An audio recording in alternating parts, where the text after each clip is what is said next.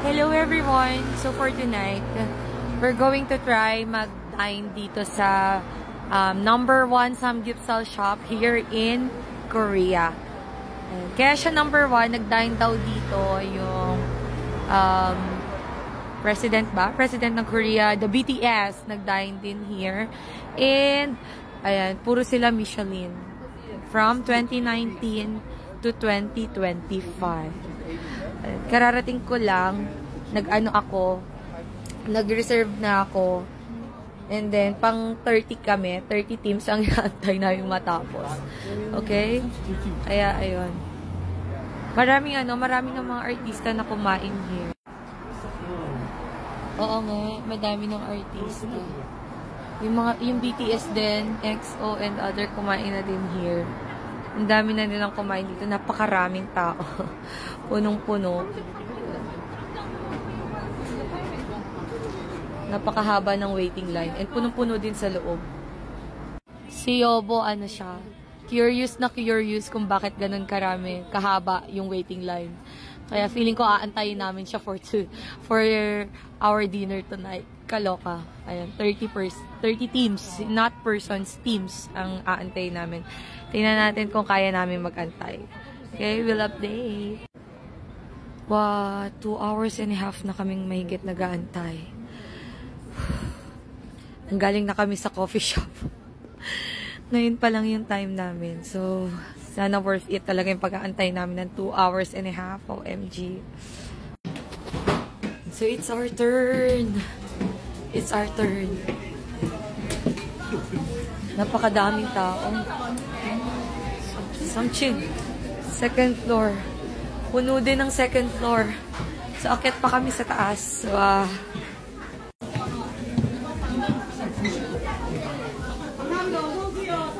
Ang daming tao. Yay! Sa wakas, nakaupo na din kami. Gutom na ako. Wow.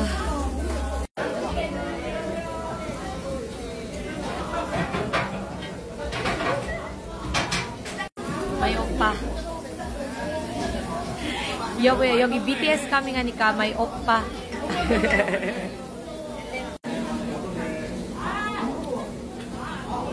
Nakikita niyo yung pork? OMG! Yung layering nung yung pork. Tinitingnan ko pa lang, parang napakasarap na. Grabe yung yung muksal, parang kala mo beef, yung pagkaka-layering. So yummy. And yung salt daw nila nagamit for sausawan is from England. Is C. Ayan, nakasulat daw dito. Hindi ko na binasa. Kinuwento na lang ni Yobo. So, ayun. Kaya siya masarap. Oh, let's try this.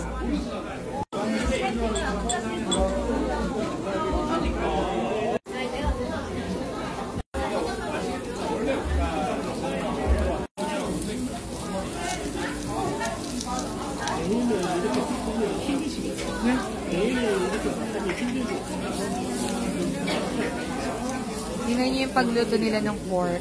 Talagang sinasabayan ng taba yung oil para hindi siya didikit. Gaganda yung pagkakaluto ng samgyeopsal. Ayan ang pinakamasarap na part ng samgyeopsal. Malalaman mo maganda yung pork kapag may buto. Ayun yung buto na yun. Kaya kanina tinignan ni Yobo kung may buto siya. Kasi according to our studies, nag-aral kami about samgyeopsal kasi gusto nga namin mag-open ng samgyeopsal shop. Yung sa may buto part, yan ang masarap. Lalo na kapag merong yung white, yung parang, ano man tawag doon? Yung matigas-tigas na white, yun. Mas masarap yung pork pag ganun.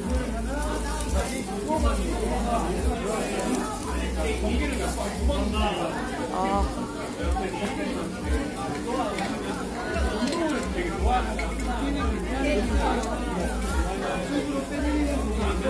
Wow.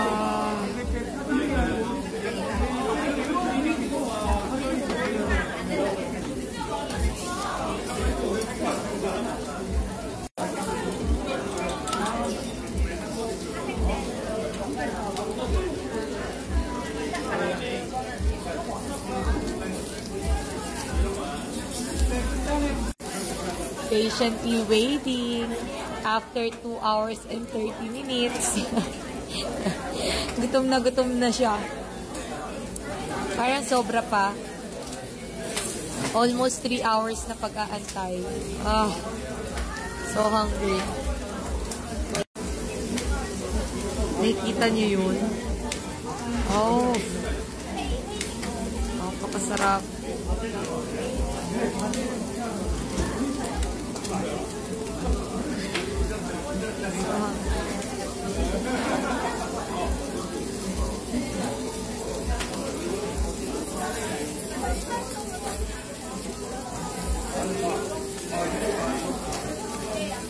Malalaman natin later ang tunay na lasa ng pork. Pag sa asin lang siya isasawsaw. Lalabas yung pinaka-juice niya. Oh.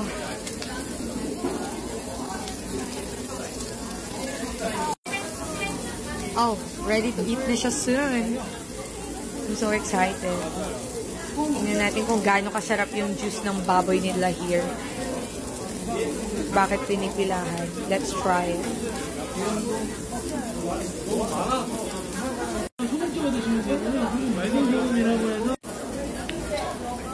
It's the moment of truth.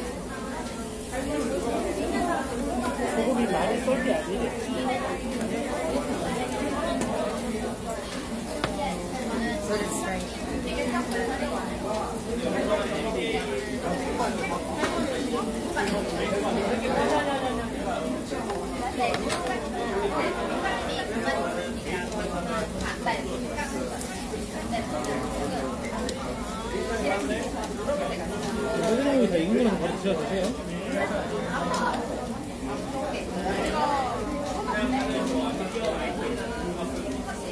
Masarap.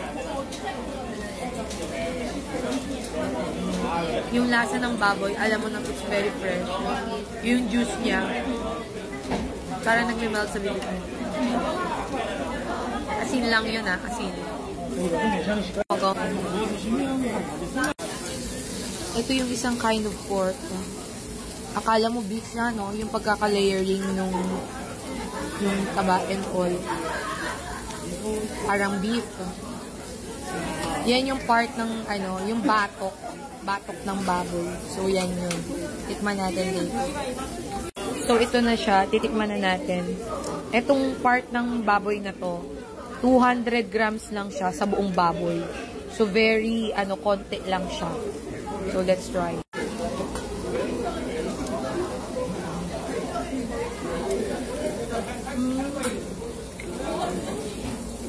Ito.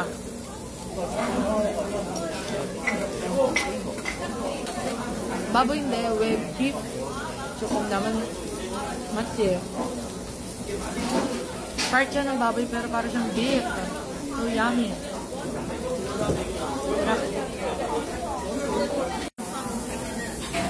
Ayan. Another part naman, ibang part naman siya. Siya yung the neck part. So, i-try din natin. Try natin ang everything. Order din kami ng balat. So, try natin yung balat ng baboy.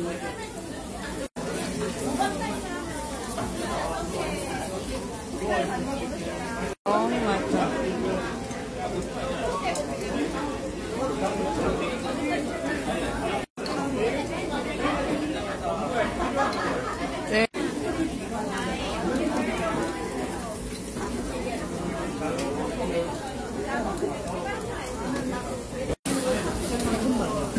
Wow, gutom na gutom kami. Ang dami namin in-order. So we have the kimchi jjigae also. Mukhang sobrang sarap din. Walang diet.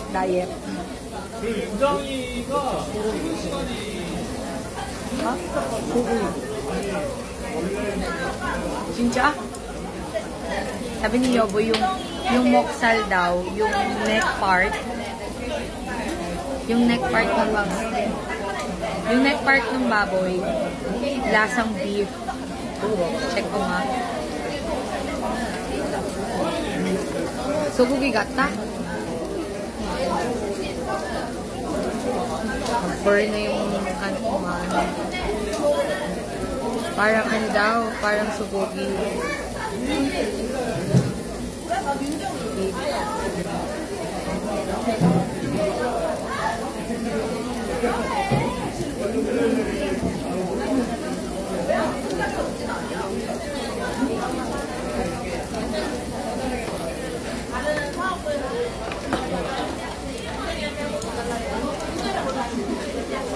nga, lasang beef. Ang sarap. Then may last one pa akong in-order. Ang balat ng baboy, di ba?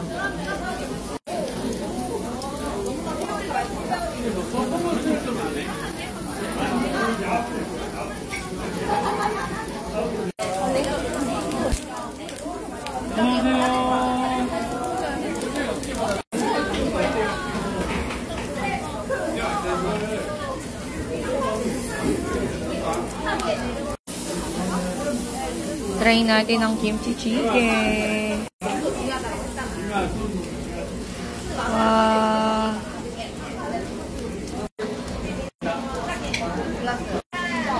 Sobrang sarap ng kimchi chicken.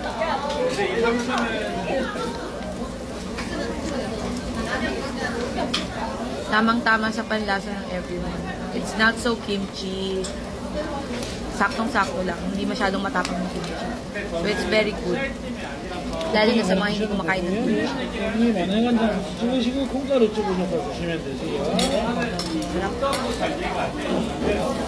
Wow! Pati yung balat ng baboy, mga sisi corns. Sobrang sarap. Si Yobo hindi yan kumakain ng balat ng baboy, but this one is masarap talaga.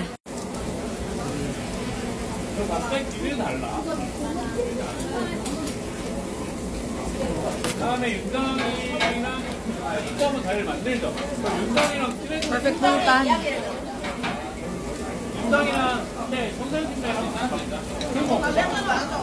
Sarap. Pasok na pasok sa panlasa ng everywhere. Napaka-fresh ng mga food here. Talaga masarap. Yung juice inside the mouth. Wow.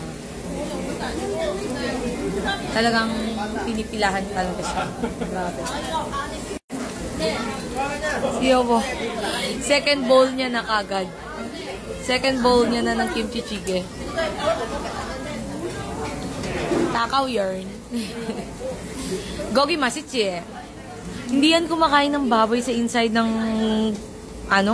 sa soup. Hindi yan kumakain ng baboy, mga sis. Ngayon lang yan siya kumain ng baboy. Ang sarap ng baboy niya. Grabe. Tinanggal. Binibida pa naman kita. Kakainin mo yung baboy. Tapos binigay, ayun. Kumain ng isa. Alam ko na kung bakit niya tinanggihan. Because of the fat. Napaka-arte niyan eh. Niyayabang pa naman kita. Kakain ka na ng baboy. Tapos binigay mo sa akin. Pero ayun, kinain niya yung walang fat. Marte yan si Yobo, ayaw niya ng baboy sa soup. Kinakain niya yung soup, pero yung baboy hindi. Tinatanggal niya yung baboy always. Sarap, masarap. Kaya siya Michelin star restaurant. Lahat ng kakainin mo dito, napakasarap. Ano siya? Hindi siya OA sarap. It's yung parang may explain natin. Iba yung pagkasarap niya. It's, di ba Yobo ya? Parang malinamnam na masarap na babalik-balikan mo. So good. Lalo na yung kimchi jjigae. Napakasarap ng kimchi jjigae. Takong masabi. Tsaka yung yung veggie koptigon. Veggie koptigon nun. Yung regular veggie koptigon, itikihin nun de. Otoki ko kaya nung gumurugat ta. Matsi eh. Hindi ko alam kung paano nila binabad yung veggie koptigon.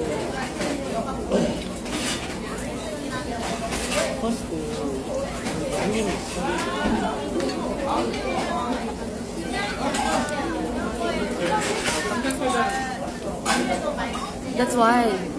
Yang yung misunika, masarap. May sauce, binabad nila to sa sauce.